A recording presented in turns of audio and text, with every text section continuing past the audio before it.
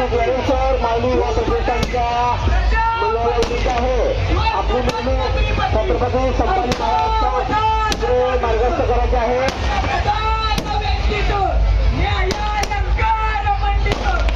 चला पुढे या ट्रॅक्टर